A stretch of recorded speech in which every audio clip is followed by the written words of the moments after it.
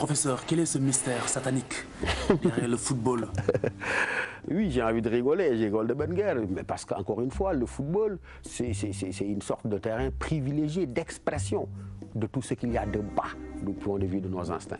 J'ai l'habitude de dire qu'il en est du football comme de la guerre, qu'il en est du football comme de l'amour, qu'il en est du football comme du désir. Dans l'amour comme dans la guerre, comme dans le désir, de toute manière, on est tenté simplement de posséder l'autre et de l'écraser. Mais de manière plus générale, j'ai envie de dire que le football, c'est une théâtralisation de la sexualité même, Khalifa. Aussi bizarre que cela puisse paraître. Mais écoutez, Abdelhaider, quand Drogba s'approche des buts sénégalais, il dit il pénètre la surface de réparation, il viole la cage. Ça veut donc dire quoi? Que de manière inconsciente, c'est le terrain d'expression de nos pulsions et même de nos pulsions sexuelles. J'ai envie de dire, pour provoquer un peu, c'est une théâtralisation un peu de la sexualité. Parce qu'encore une fois, dans le football, il y a tout le rituel qui entoure l'acte sexuel. Dans le football, il y a le désir de posséder, comme dans l'amour, il y a le désir de posséder, il y a le désir simplement d'affirmer sa puissance sur l'autre.